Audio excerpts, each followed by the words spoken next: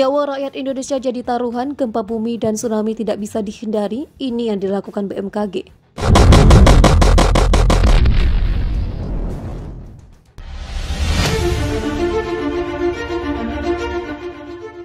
Kepala BMKG Dwi Korita Karnawati menyampaikan bahwa mitigasi terintegrasi perlu diterapkan guna meminimalisir resiko bencana gempa bumi dan tsunami serta bencana lainnya. Ia mengatakan bencana alam yang bersumber dari geologi dan vulkanologi seperti gempa bumi, tsunami, gunung berapi, dan lain sebagainya merupakan peristiwa yang tidak bisa dihindari. Hal tersebut disampaikan Dwi Korita dalam kegiatan Forum Group Discussion yang berlangsung Jumat 25 Juni 2021 yang bertujuan untuk memberikan gambaran kondisi terkini pengetahuan tentang ancaman gempa bumi dan tsunami di Indonesia terutama dari sumber non-tipikal. Selain itu, kegiatan tersebut juga untuk memberikan gambaran kemampuan BMKG dan instansi lain dalam upaya mitigasi gempa bumi dan tsunami. Dwi Korita menjelaskan kondisi wilayah Indonesia rawan bencana karena sebagian besarnya terdapat patahan-patahan lempeng bumi. Namun demikian, resiko dari bencana yang akan terjadi bisa diminimalisir dengan deteksi dini. Indonesia punya sejarah panjang kebencanaan. Mayoritas wilayah Indonesia merupakan daerah yang rawan akan terjadinya gempa bumi dan tsunami. Maka dari itu, upaya mitigasi terintegrasi perlu diterapkan. Jangan sampai kita masih gagap, ujar Dwi Korita dikutip kabar banten.com dari laman bmkg.go.id. Ia menegaskan peraturan Presiden nomor 93 tahun 2019 tentang penguatan dan pengembangan sistem informasi gempa bumi dan peringatan dini tsunami harus diimplementasikan secara nyata. Tidak bisa KLD sendiri-sendiri dan masih mengedepankan ego sektoral karena yang menjadi taruhan adalah nyawa rakyat Indonesia, ujar Dwi Korita. Dalam purpose tersebut, kata dia, Presiden menekankan pentingnya pencegahan dan mitigasi dalam menghadapi kebencanaan. Koordinasi yang baik, menurut dia, akan mencegah dampak kerugian yang lebih besar. Masyarakat harus menjadi subjek dalam upaya mitigasi bencana. Dengan begitu, masyarakat akan terdidik bagaimana memitigasi bencana, membangun kewaspadaan dan kesiapsiagaan, kemudian tanggap terhadap pemulihan dalam berbagai aspeknya apabila bencana benar-benar terjadi, ujarnya. Jika kesadaran masyarakat telah terbentuk, kata dia, maka ke depan masyarakat Indonesia tidak akan lagi berasumsi bahwa urusan bencana hanya menjadi urusan dan kewajiban pemerintah, BMKG, BNPB, SAR, TNI, atau BPBD. Literasi kebencanaan masyarakat perlu kita tingkatkan, terutama masyarakat yang tinggal di daerah-daerah rawan bencana, ujar Dwi Korita. Ini pekerjaan rumah besar yang tidak perlu dikerjakan hanya oleh BMKG saja, perlu kerja bersama dengan semua pihak hingga level desa, lanjut Dwi Korita. Saat ini, kata dia, BMKG tengah membangun dan memperkuat sistem peringatan dini gempa bumi dan tsunami. Kajian dan riset terkait gempa bumi dan tsunami terus dilakukan dengan memanfaatkan kemajuan teknologi high performance computing, artificial intelligence, dan big data, serta melibatkan institusi penelitian, kerekayasaan, serta perguruan tinggi, ujar Dwi Korita.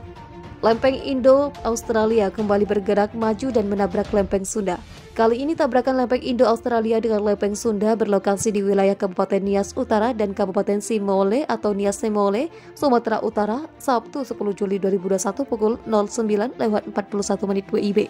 Gempa tektonik yang melibatkan lempeng Indo-Australia dan lempeng Sunda di Nias Simole ini tercatat oleh Badan Meteorologi, Klimatologi, dan Geofisika atau BMKG berkekuatan magnitudo M5,5. Tabrakan antara lempeng Indo-Australia dan lempeng Sunda sendiri, epicenternya terpantau di kedalaman 32 km di bawah permukaan laut. Tepatnya di 74 km arah barat laut Kota Lotu, Kabupaten Nias Utara dan Kabupaten Simole, Sumatera Utara. Kepala Bidang Mitigasi Gempa Bumi dan Tsunami BMKG Daryono mengatakan gempa dangkal di Nias Simole M5,5 terjadi akibat aktivitas subduksi lempeng Indo-Australia, di mana lempeng Indo-Australia menunjam ke bawah lempeng Sunda dengan mekanisme pergerakan naik atau thrust fault. Guncangan gempa Nias Simole M5,5 dirasakan di Nias Utara 3 hingga 4 mmi, Gunung Sitoli dan Kabajanhe 2 mmi, tulis Daryono melalui akun Twitter @DaryonoBMKG Sabtu 10 Juli 2021. Menurut Daryono, hingga saat ini belum ada laporan dampak kerusakan yang ditimbulkan akibat gempa bumi tersebut. Ia juga mengatakan hasil pemodelan menunjukkan bahwa gempa bumi ini tidak berpotensi tsunami. Hingga pukul 10:15 WIB, gempa bumi Simole M5,5 menunjukkan telah terjadi 4 kali aktivitas gempa susulan atau aftershock dengan magnitudo sebesar M4,4 dan terkecil M3,2, tulis Darnyono. Sementara itu, Penanggulangan Bencana Daerah atau BPBD Kabupaten Nias melaporkan jika warga Kabupaten Nias Utara merasakan getaran lemah saat gempa dengan M5,6 terjadi. BPBD Kabupaten Nias juga menyatakan jika warganya telah beraktivitas seperti biasa pasca gempa terjadi. Instansi ini mengaku telah mendapatkan informasi dari BMKG jika parameter gempa M5,5 berada di 75 km barat laut Nias Utara, Provinsi Sumatera Utara dengan kedalaman 10 km.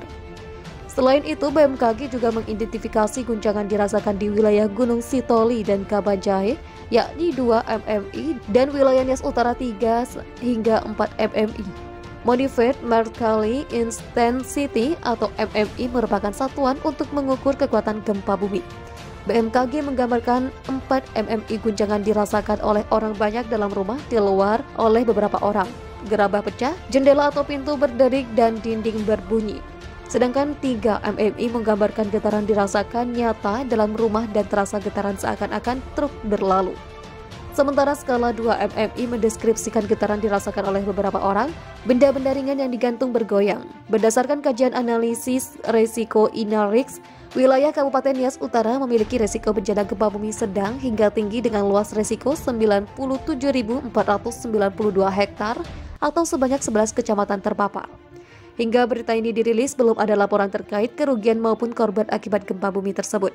Namun, petugas BPBD setempat harus melakukan pemantauan dan siap siaga apabila terjadi gempa susulan. BNPB juga mengimbau masyarakat tetap waspada terhadap potensi gempa susulan. Untuk mengurangi dampak gempa, maka warga diimbau untuk